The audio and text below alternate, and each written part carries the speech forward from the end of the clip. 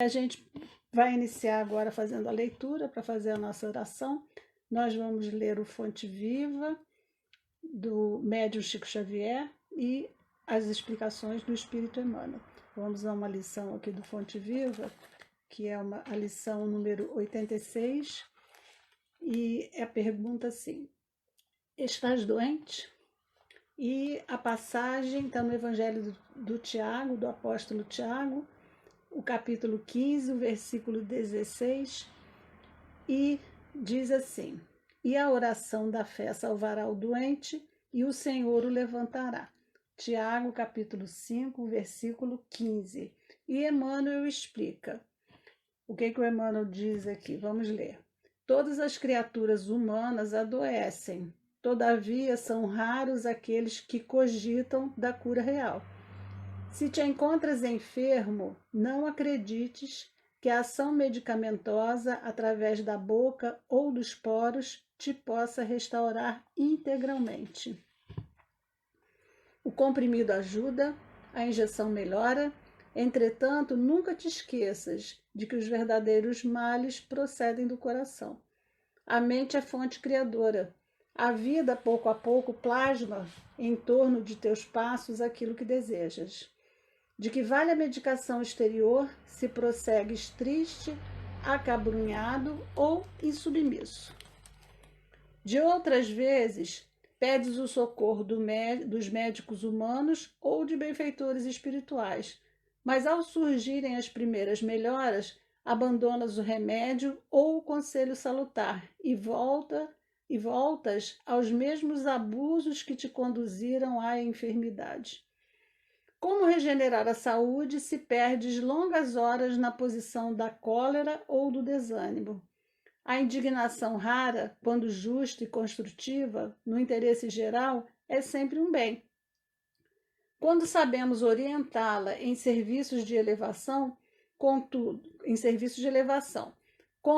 indignação diária, a propósito de tudo, de todos e de nós mesmos, é um hábito pernicioso de consequências imprevisíveis. O desalento, por sua vez, é clima anestesiante que entorpece e destrói.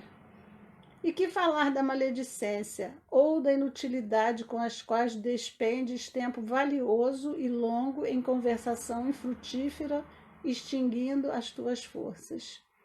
Que gênio milagroso te doará o equilíbrio orgânico se não sabes calar, nem desculpar, se não ajudas, não compreendes, se não te humilhas para os desígnios superiores, nem procuras harmonia com os homens?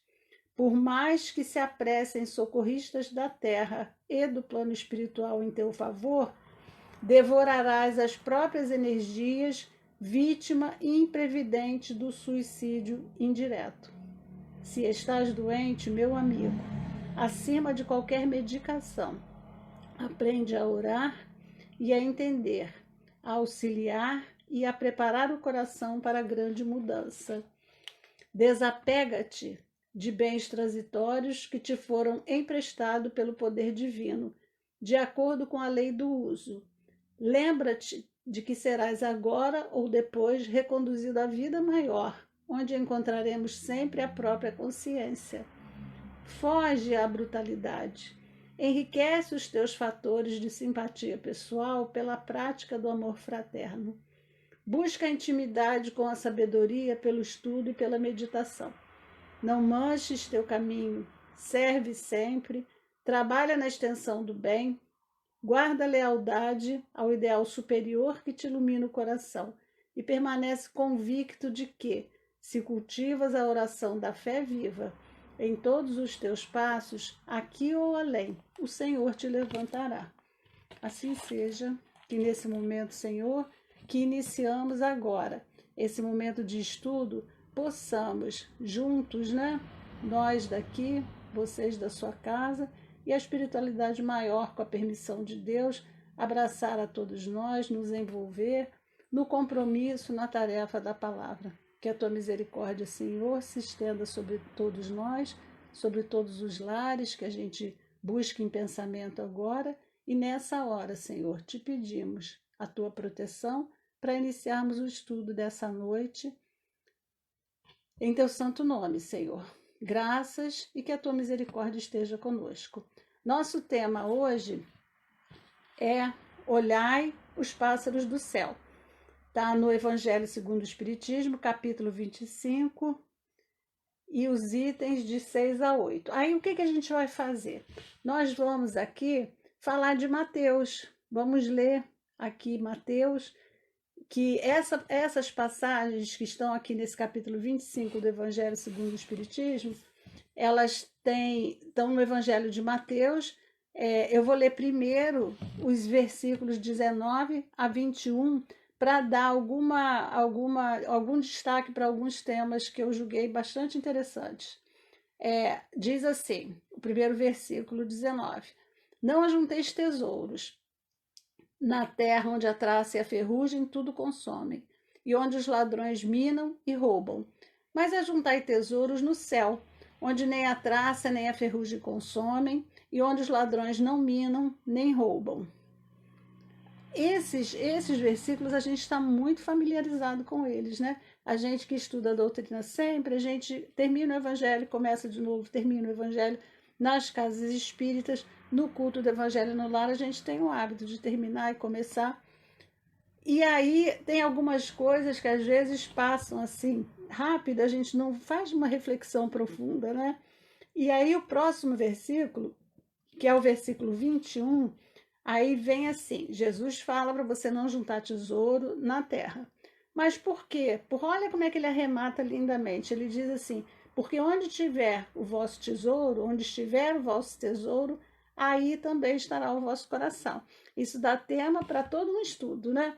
Todo mundo que trabalha no serviço mediúnico, todo mundo que tem a oportunidade. E se você não está lá dentro, trabalhando, ouvindo muitos depoimentos, você tem a oportunidade de ler Hermínio Correia de Miranda, de ler os livros da Ivone Pereira, de ler livros do André Luiz também.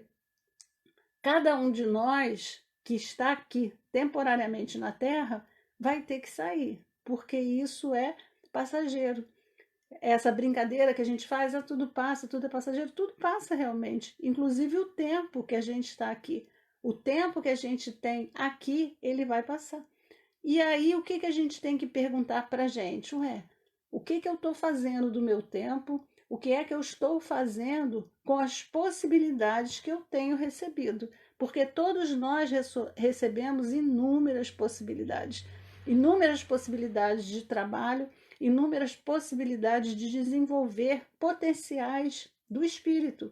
O nosso corpo é uma ferramenta fantástica que auxilia o quê? O auxiliar do espírito. Nós precisamos passar pelo desenvolvimento material. Nós precisamos dessa escola, nós precisamos acordar, nós precisamos dormir, nós precisamos treinar a alimentação, melhorar sempre no nosso físico, nosso comportamento físico. Aí eu não sei o que aconteceu, deu uma agarradinha aqui. Nós precisamos sempre pautar a nossa vida por esse comportamento. Então, aí o que nós precisamos? Nós precisamos o quê? Precisamos de roteiro, nós precisamos de orientação.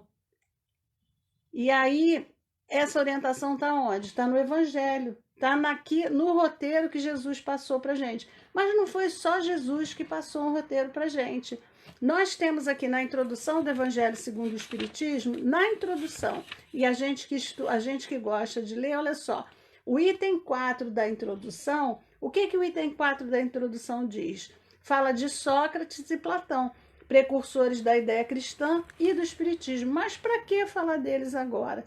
Para a gente lembrar e para a gente entender o quê?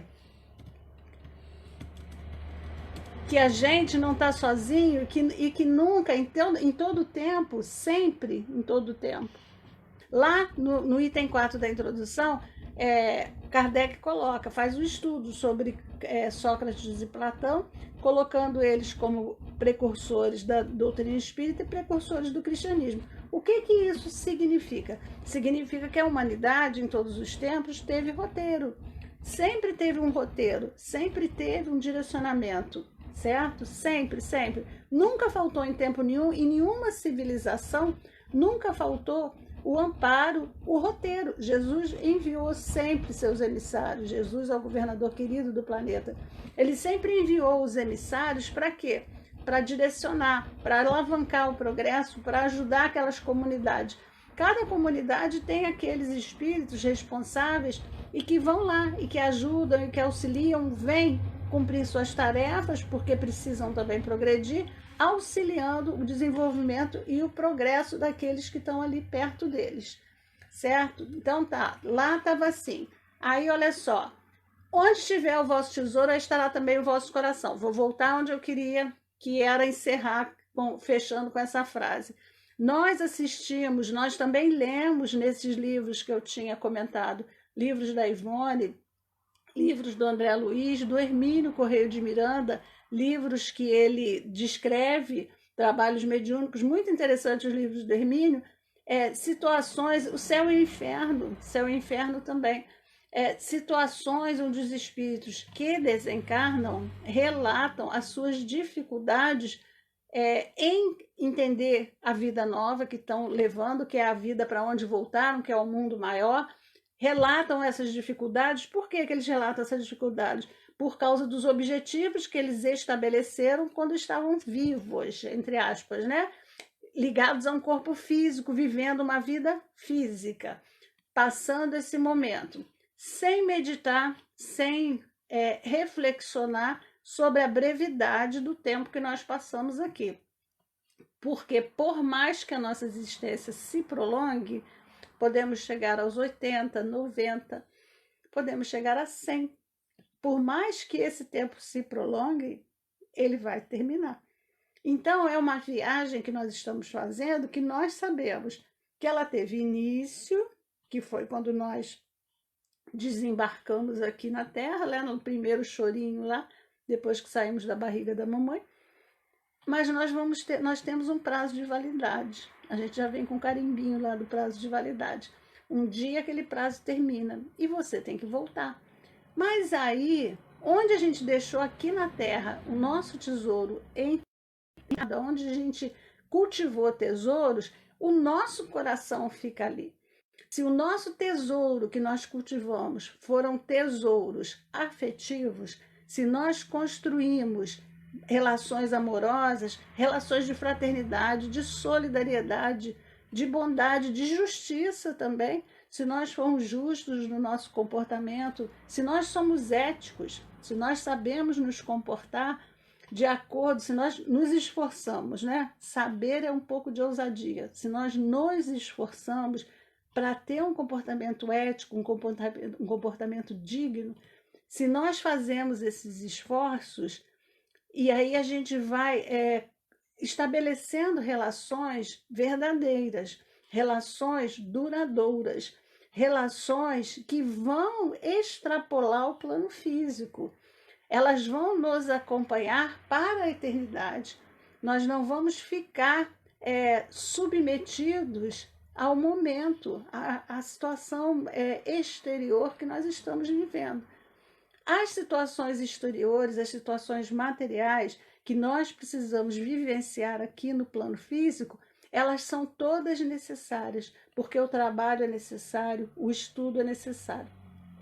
Se não fosse o interesse do homem, o desejo ardente do ser humano de conhecer, de conhecimento, de desafiar, de se sentir desafiado e buscar conhecer, nós não estaríamos aqui hoje. Nós estaríamos ainda com medo do fogo. Nós não teríamos enfrentado a novidade que foi a descoberta do fogo. Que quando a gente imagina, assim, qual será que foi a reação da pessoa que não sabia que fogo era fogo? Como encontrar com fogo? Que reação que a gente teria diante do fogo? De medo, a gente ia tentar ir lá perto, ia tentar brigar com fogo, fazer alguma coisa com fogo, mas a gente não sabia que aquilo era fogo. A gente nem falava. Quando foi a descoberta do fogo, ainda não tinha desenvolvido a linguagem assim para falar. A gente não tinha isso. Olha que dificuldade, olha quanta coisa que se venceu, quanto estudo, quanto trabalho, quanto trabalho árduo, quanto trabalho para desenvolver conhecimento, para que esse conhecimento pudesse ser organizado em conteúdos de áreas diferentes, essa divisão toda de áreas diferentes, ela vem acontecendo ao longo de séculos e vem permitindo que o ser humano avance mais, e cada vez mais, e mais, e mais, e mais, e mais. Isso é legal? Isso é muito legal, porque a gente precisa trabalhar. Mas a gente precisa só disso? A gente precisa só desse entusiasmo e dessa paixão pelo momento físico? Não. A gente precisa viver no mundo, estar no mundo, sabendo que aquilo é temporário. Porque se você sabe que é temporário, você vai fazer o quê? Você vai aprender diariamente a lidar com as situações sem fazer com que toda aquela conquista material, todo aquele trabalho científico que chega para a gente, de produtos que a gente consome e traz benefício para a gente, para a nossa vida física, traz, sem dúvida nenhuma, esses benefícios são imensos.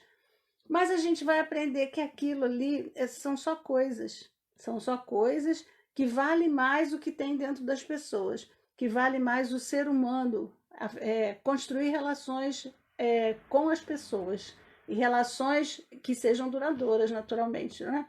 E aí Jesus fala também, mais na frente, ó, por isso vos digo, vou continuar o Mateus, agora os versículos 25, 26 e 27. Por isso vos digo, não andeis cuidadosos quanto à vossa vida, pelo que é a vez de comer ou pelo que é a vez de beber, nem quanto ao vosso corpo, pelo que é a vez de vestir. Não é a vida mais que o mantimento e o corpo mais que o vestuário? Olhai para as aves do céu, tema do nosso estudo de hoje, que nem semeiam, nem ceifam, nem ajuntam em celeiros, e vosso Pai celestial as alimentam. Não tendes vós muito mais valor do que elas? E qual de vós poderá, com um dos seus cuidados, acrescentar um côvado à sua estatura? O côvado era uma medida antiga, que hoje eu acho que não é mais usada, mas os hebreus usavam, os egípcios usavam. É uma medida que vai da ponta do dedo médio até o cotovelo, até a dobra do cotovelo. Essa medida era um côvado. Difícil para a gente colocar essa medidinha na gente, né? Colocar, ninguém consegue. Então a gente não consegue coisas simples. Olha, mas a ciência desenvolveu tanto. Sim, isso é muito bacana. Tudo isso é muito legal. Eu sou uma pessoa muito entusiasta. Eu gosto muito de ver o progresso científico. Eu gosto de ver todo o progresso que a humanidade tem. Sou grata a Deus por poder estar no mundo, vivenciando esse momento e olhando para tudo isso. Mas eu peço que me dê assim, sabedoria, discernimento, para eu saber viver com essas coisas sem fazer que essas coisas sejam o meu tesouro. Porque se tudo isso for o meu tesouro, quando eu desencarnar, o meu coração vai ficar ali, nas coisas. A advertência de Jesus, aonde estiver o seu tesouro, aí vai estar o seu coração. Ok, se a gente também não pode lidar com a coisa material assim, com o emocional também, as nossas relações têm que ser maduras. A gente tem que crescer nas nossas relações. As nossas relações de amizade, as nossas relações familiares também têm que ser relações sólidas, mais maduras, né? Sem dependência. Porque senão a gente fica loucamente apaixonado e se sentindo assim extremamente necessário naquele lugar. E quando desencarna, a gente começa a dar trabalho para aquelas pessoas ali, porque a gente se acha indispensável, né? E quanto ao vestuário? Por que andais solícitos? Olhai para os lírios do campo, como eles crescem. Não trabalham e nem fiam. E eu vos digo que nem Salomão, em toda a sua glória, se vestiu como qualquer deles. Salomão é o rei antigo, filho de Davi, que é o autor. O rei Davi fez os salmos e o Salomão fez os provérbios. Pois se Deus assim veste a erva do campo que hoje existe e amanhã é lançada no forno, não vestirá muito mais a vós, homens de pouca fé. E aí na frente a gente vai encontrar explicações sobre isso, né? Então, mais para finalizar, mais lá na frente em Mateus, ele diz assim ainda, ó, não vos inquieteis, pois, pelo dia de amanhã, porque o dia de amanhã cuidará de si mesmo. Basta cada dia o seu mal. Agora a gente vai trabalhar um pouquinho no entendimento dessa frase, né?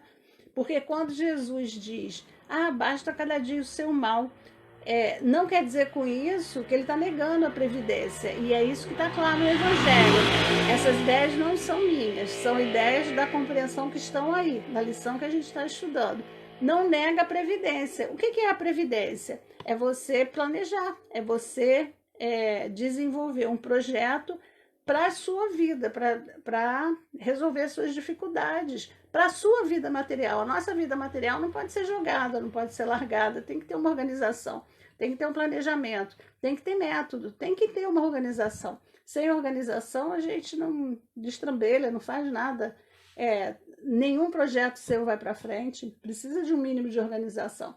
Então, quando Jesus diz, basta a cada dia o seu mal, é que é para você não buscar lá na frente sofrer por antecipação. Deixar a cada dia o seu mal é evitar de sofrer por antecedência, por coisas que nem aconteceram ainda, certo? Mas a gente precisa usar nossas forças físicas e as forças intelectuais para trabalhar, para melhorar. Essas forças físicas e intelectuais devem ser empregadas, está aí no Evangelho, no esforço da melhoria da qualidade de vida no planeta. O planeta melhorou e a gente sabe disso. Muitas situações melhoraram, a gente tem uma qualidade de vida melhor porque o planeta melhorou. A gente não vai falar aqui do preço que está pagando, né? A gente não vai falar que agora muitos cientistas têm a consciência, muitas organizações têm a consciência de que a gente precisa também olhar para o planeta com mais carinho, tratar essa nossa casa querida, que para nós espíritas foi nos dada por Jesus, pela misericórdia de Deus, foi nos dada por Deus, e Jesus é o querido governador desse planeta, que a gente tem que dar um jeitinho na casa, porque ela está muito bagunçada, dar um jeitinho, mas e nós? Compete a cada um de nós que papel? O nosso papel tem que ser um papel de um pouco mais de sobriedade nos nossos gastos, nos nossos consumos, né? Na nossa vida, no dia a dia, a gente tem que ter um pouco mais de sobriedade, tem que analisar quem a gente era, o que a gente fazia e o que não é mais bom para o planeta que a gente faça.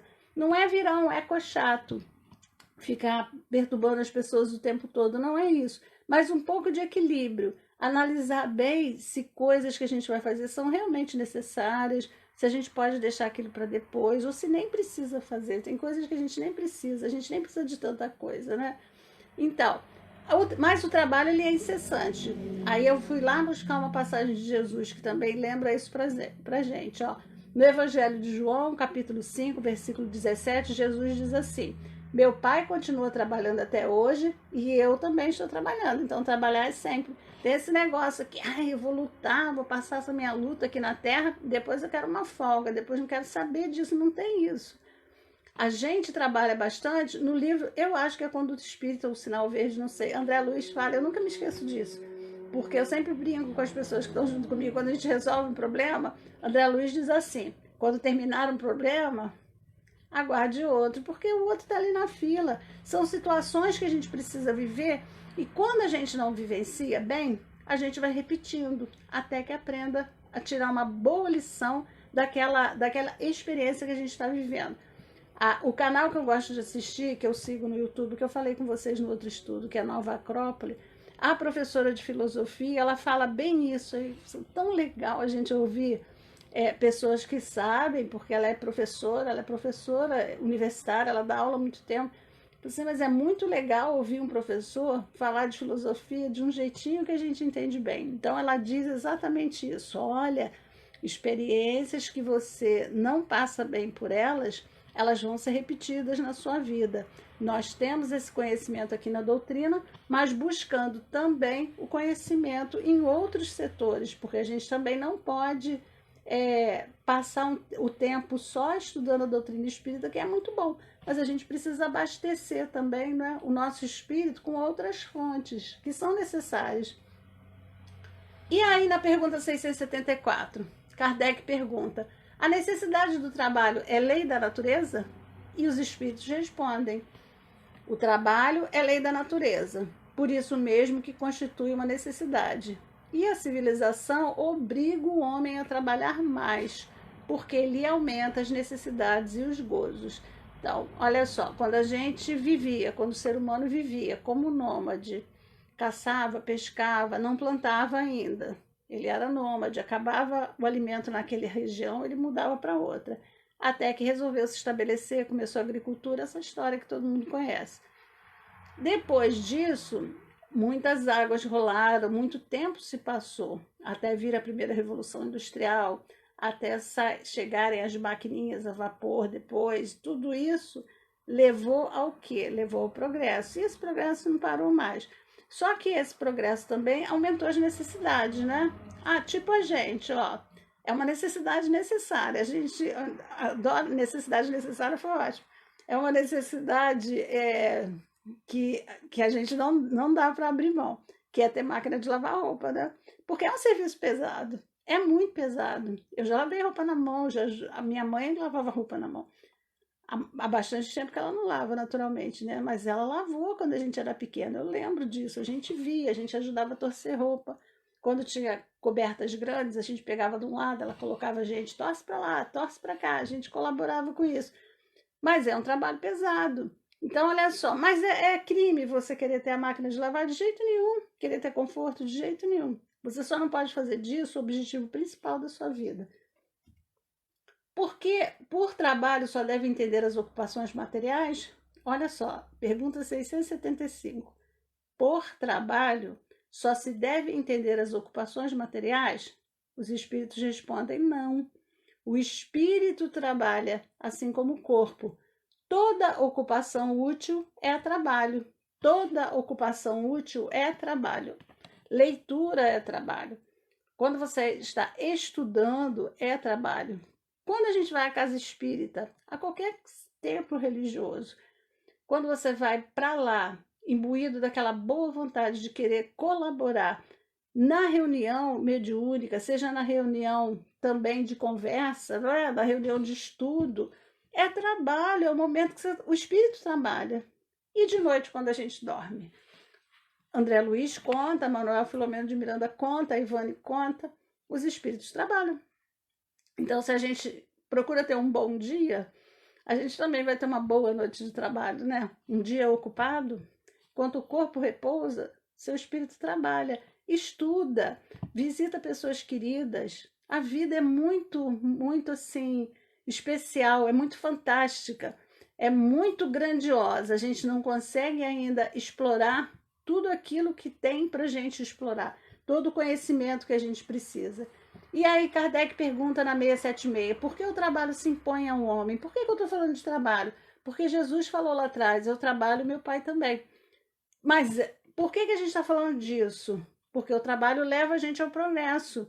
E quando Jesus diz que cada dia basta o seu mal e que para a gente não se preocupar, ele está dizendo que é para a gente não colocar acima dos bens interiores, daquilo que você, espírito eterno, precisa, os bens materiais, as conquistas materiais. Às vezes a gente precisa desacelerar em alguns setores da nossa vida para privilegiar momentos que a gente pode estar compartilhando estudo com pessoas queridas, que é o trabalho do espírito, para a gente não deixar de trabalhar, colocando o espírito também em evidência, colocando para o espírito a necessidade também de se alimentar, não é? Aí a pergunta, por que o trabalho se impõe ao homem? A resposta, por ser uma consequência da sua natureza corpórea. É expiação e, ao mesmo tempo, meio de aperfeiçoamento da sua inteligência. Sem o trabalho, o homem permaneceria sempre na infância quanto à inteligência. E a gente já viu, pela história, pelo progresso da humanidade, que é exatamente isso que aconteceu. O homem saiu da infância da inteligência por quê? Porque trabalhou, porque agiu, porque continuou, não é? Porque foi adiante, sempre. Sempre precisa ir adiante. Deus conhece as nossas necessidades, está lá no Evangelho, e provê a elas, como de acordo com a necessidade de cada um. Mas o homem é insaciável nos seus desejos. A gente conhece gente assim, a gente luta conosco todos os dias para moderar. A gente precisa sempre que a nossa consciência, não escorraçar a consciência, porque ela ajuda a gente a despertar e a moderar esse desejo ardente disso ou daquilo. Aí olha aqui que Kardec diz, o homem, porém, insaciável dos seus desejos, nem sempre sabe contentar-se com o que tem. O necessário não lhe basta, ele também quer o supérfluo. Nada contra um supérfluo, tá? Nunca quando a gente fala, a gente está condenando ou criticando. Nós estamos analisando os textos que a gente tem para estudar e que cada um de nós retire para a sua vida. Isso é muito importante. Cada um de nós que possa tirar para a nossa vida aquilo que for melhor, aquilo que você compreende que é o melhor para a sua vida. A providência, então, para esse homem, para esse ser humano, quando eu digo esse homem, a gente está falando do ser humano, né? Que busca desesperadamente o supérfluo, o que a providência divina faz? Deixa ele entregue a si mesmo. E frequentemente ele se torna infeliz por culpa sua, por haver desatendido a voz que, por intermédio da consciência, o advertia. Conosco acontece isso e várias vezes a gente vê com familiares ou amigos que dizem lá na frente: olha, eu não tinha necessidade de buscar este caminho ou de me preocupar tanto em ter isso e deixei de lado questões mais importantes. É essa a mensagem que está no Evangelho, é esse o interesse que a gente tem que direcionar. Aí no item 8, para encerrar, a terra produzirá o suficiente para alimentar todos os seus habitantes. Olha só o produto do trabalho, do desenvolvimento, do progresso científico. A terra não produzirá, a terra já produz. Esse texto aqui foi escrito em 1864, né? Sempre o suficiente para alimentar a todos os seus habitantes. Quando os homens souberem administrar segundo as leis de justiça, de caridade e de amor ao próximo, os bens que a terra dá. Então, isso aqui está no item 8 do Evangelho. É verdade que a gente já tem tecnologia para produzir alimento para todos. Está faltando uma administração amorosa. E o Papa Francisco, ele coloca isso na Laudato Si, que é essa encíclica que ele escreveu em 2014 ou 15, não sei, que é um apelo à divisão, ao cuidado com a casa comum. Ele chama o nosso planeta de casa comum.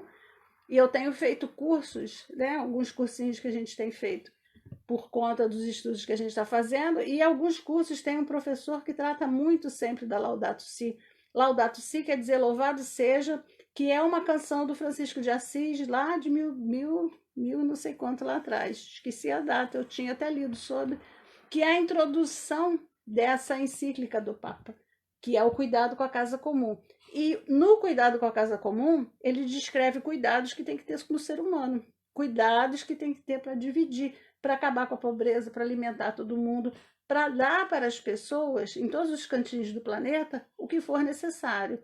E o Papa Francisco está falando hoje aqui, ó, a gente está lá com o texto de 1864 dizendo isso, que quando as leis de justiça, de caridade e de amor ao próximo, elas forem realmente executadas aqui no planeta, a Terra produz, vai alimentar todo mundo. Não vai existir essa coisa triste que a gente vê, não é? De dificuldade. Mais à frente ele diz: quando a fraternidade reinar entre os povos, como entre as províncias de um mesmo império, o momentâneo supérfluo de um povo suprirá a momentânea insuficiência do outro. E cada um terá o necessário. Então, o povo que está abastecido de alguma coisa, ele vai socorrer o outro. Isso chama fraternidade. E fraternidade é o que os espíritos vêm lembrar, que a gente precisa. Eles vêm reviver o cristianismo na doutrina espírita para quê? Para a gente acordar, despertar para esses valores que a gente tem que cultivar. Solidariedade, fraternidade. O rico, então, vai se considerar como um ser que possui grande quantidade de sementes, que ao espalhar, elas vão produzir o cêntuplo, mas não só para si, para os outros também. Agora, se o rico comer as sementes sozinhas, se ele desperdiçar e deixar que se perca o excedente do que haja comido, nada produzirão. E não vai haver o bastante para todos. Onde tem desperdício, não tem bastante para todos. Não tem, nunca tem. Se também amontoar no celeiro, os vermes a devorarão. Então, a gente vê hoje ainda no planeta recursos que são amontoados, escondidos e que acabam estragando, quando poderiam estar alimentando muitas pessoas e contribuindo para uma qualidade do ensino melhor, para instituições que funcionassem verdadeiramente atendendo a todos, dando estudo, conhecimento, para que todos depois conseguissem desenvolver as suas próprias experiências aqui na Terra, né? mas ainda é um mundo de prova e expiação, então a gente ainda vai ver isso, mas a gente não vai ver isso de braços cruzados, não é? Nós podemos não salvar o mundo, mas a gente pode salvar a nossa casa interior. E a gente pode estender a mão, estender o abraço, estender o braço ou alimento, porque muitas vezes a gente precisa estender mesmo uma bolsa com alimento para pessoas que estejam no nosso caminho. A gente não pode ficar distraído com isso. A gente precisa prestar atenção, né? O que nós fomos chamados. Daí Jesus disse, ó, não acumuleis, conclusão, não acumuleis tesouros na terra, pois que são perecíveis. Acumulais no céu, porque são eternos. Em outros termos, para encerrar aqui, né? Não ligue para os bens materiais mais importância do que aos bens espirituais. Eu já falei isso lá atrás, mas agora eu estou lendo o trechinho que está no Evangelho. E sabeis sacrificar os primeiros aos segundos. Então, quando for necessário escolher entre um prazer, entre um gozo e uma atitude que vá trazer para você uma conquista de mais paz, de mais liberdade emocional, então de forma alguma você vai escolher ficar preso. Bobagem, tem coisa que a gente fica perfeitamente sem. Isso é verdade, porque a gente vive experimentando esse tipo de coisa, de ter, de não ter, de perder. A gente precisa aprender isso assim de verdade e que Deus possa nos proporcionar sempre essas oportunidades. E que a gente não esqueça que quando a gente pede a Deus para a gente melhorar, Deus não vai mandar pacotes pelo Sedex de todas as nossas virtudes prontas para a gente desembalar e usar, não. Os pacotes podem até chegar pelo Sedex, né? Mas eles vão chegar de que forma? Tribulações, vão chegar experiências emocionantes, vão chegar momentos para testar você, provar você. Por quê? Porque se a gente fosse bom, se a gente já tivesse virtudes, não precisaria ser testado, não precisaria ser provado. Nós ainda estamos aprendendo muito e precisamos estar repetindo lições. Então, que a gente possa observar aonde que nós estamos repetindo lições. Quais as lições que têm sido repetitivas na minha vida? Eu acho muito difícil enxergar, mas é um exercício que eu preciso fazer. Eu sempre me proponho a fazer isso. Às vezes eu me distraio com alguma coisa, mas aí depois eu volto, não, mas eu estava focada em prestar atenção. Assim, você vai desenvolvendo todos os dias, buscando auxílio do mundo maior, porque a gente às vezes a gente não consegue ver sozinho. Pedindo para ajudar você a discernir, eu quero mudar certos comportamentos. Certos comportamentos precisam ser mudados. Mas por que eles precisam ser mudados? Porque eu sou o Espírito Eterno. Como Espírito Eterno, eu não posso mais ficar repetindo as mesmas coisas. Eu já repeti muito, muito mesmo. Então, olha só, bens espirituais, eles têm que estar acima dos bens materiais. Mas não quer dizer que você não vá trabalhar, que você não vá agir, que você não vá atuar, estudar, buscar auxílio para melhorar a sua vida material, a vida dos outros que te cercam, beneficiar a pessoas que talvez você possa. Tem situações que você tem trabalhos que você pode proporcionar mais trabalho para alguém, emprego, alguma ajuda. Essa rede de fraternidade que a gente tem que desenvolver todos os dias. Isso é muito importante para a gente. Isso é o objetivo da vida. A vida de verdade, ela é essa, ela pulsa dentro da gente, a vida que quer sair, e essa vida que a gente tem que deixar sair, esse desejo sincero de ser alguém melhor, o desejo de estar próximo na necessidade de alguém, de fazer sem esperar receber em troca. É muito difícil, mas não quer dizer que a gente não vá se esforçar para fazer. Existem pessoas que a gente convive, que a gente viu o exemplo, que a gente conviveu, e que são pessoas encantadoras, que mesmo que a gente queira se desculpar e dizer assim, Jesus está muito longe, mas ele colocou um monte de pessoa perto da gente, para a gente olhar aquela pessoa e tentar copiar. E é assim que a gente começa a aprender. A gente olha para a pessoa e fala assim, eu queria ser igual. Nossa, aquela pessoa se comportou assim naquela situação. Aquele comportamento da pessoa, a pessoa não falou com a gente, não era nada com a gente. Você só foi testemunha. Mas aquele ensinamento do comportamento da pessoa, ele vai calar dentro de você.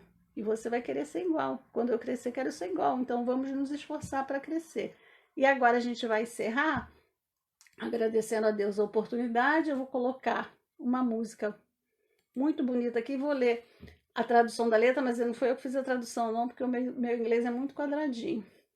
Essa música é assim, eu acho ela muito bonita, mas ela não é uma música, eu não tenho certeza, mas eu acho que ela não é uma música religiosa.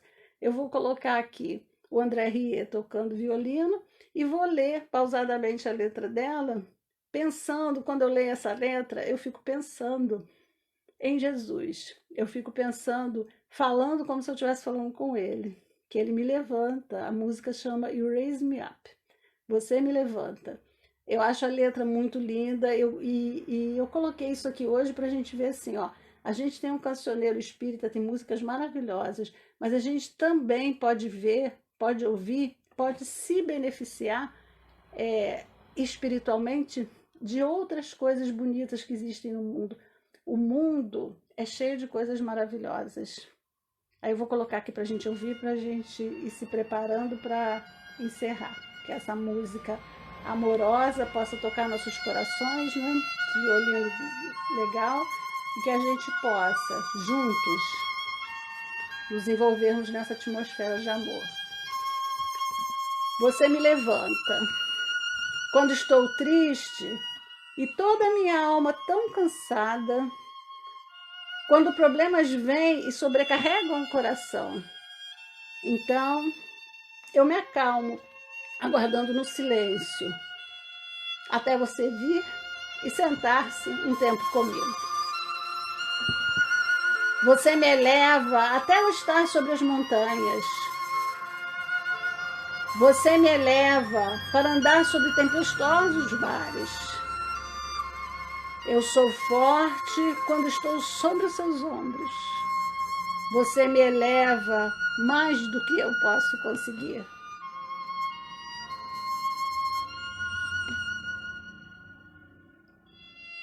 Você me eleva até eu estar sobre montanhas. Você me eleva para andar sobre tempestuosos mares. Eu sou forte quando estou sob seus ombros. Você me eleva mais do que eu posso conseguir. Com essas palavras amorosas, eu deixo aqui o meu abraço carinhoso para vocês. E que nas nossas dificuldades a gente possa sempre chamar esse mestre querido, amoroso, que vem sempre através dos nossos amigos, familiares queridos que nos precederam, que se sintam em condições de estar conosco, benfeitores do mundo maior, com a permissão do Cristo, estarão sempre nos elevando muito mais do que a gente pode supor que a gente é capaz. A gente se sente mais forte para andar sobre os mares tempestuosos, a gente vai se sentir muito mais forte. Que a misericórdia desse médico amoroso e misericordioso se estenda sobre todo o planeta nesse momento em que nos encontramos. Senhor Jesus, ampara, abençoa, conforta, fortalece, encoraja a todos nós, todos os cantinhos do planeta. São irmãos nossos, filhos amados do nosso Pai querido, e que estejamos unidos com o nosso coração, com o nosso pensamento, fortalecendo em nós a fraternidade, a solidariedade, que estão presentes, Mestre querido, nos teus ensinamentos. Rogamos a tua bênção, Senhor Jesus, a tua bênção, Pai, para esse trabalho que foi concluído, e te agradecemos a oportunidade. Que assim seja, e agradeço também a todos vocês, muito carinho, pela gentileza de me receberem nas suas casas. Que a misericórdia do Senhor esteja em nossos corações e que fiquemos fortalecidos. Os mares tempestuosos vão sempre estar aqui perto da gente, mas a gente vai ficar forte nesses ombros amorosos. Fiquem com Deus. Boa noite.